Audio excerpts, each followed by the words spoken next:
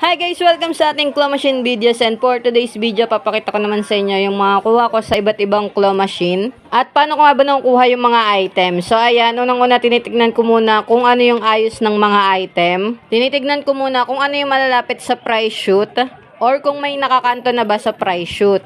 After ko naman makita yung mga ayos sa mga machine, ay saka naman ako maglalaro. Syempre, unahin ko na yung mga malalapit ng mahulog sa price shoot. At kapag hindi na nga makuha yung item, ay magpapa-assist na tayo dyan. Minsan naman hindi na ako nagpapa-assist, sinihintay ko na lang iayos ng crew yung mga item. Kasi pag nag-ayos sila dyan, siguradong nakakanto naman yung mga item.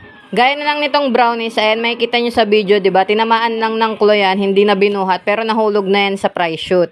Ganun kasi yung ginagawa kong technique, tamaan mo lang ng claw para mahulog na siya, or kung di naman tamaan, is mabuhat niya yung pinakakanto ng item. Ayun, diba? Kanto lang yung tinamaan, pero nahulog na yan sa price shoot. Minsan naman ay may error yung clock, pero nakakakuha pa din ako gamit yung error na yon.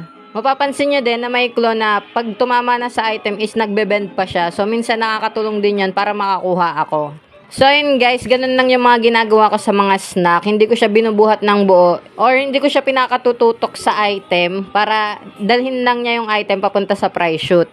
So, kung gusto niyo din manalo sa claw machine, visit niyo lang tong Robinson Cainta Tom's World branch. Yun lang, thank you for watching and goodbye!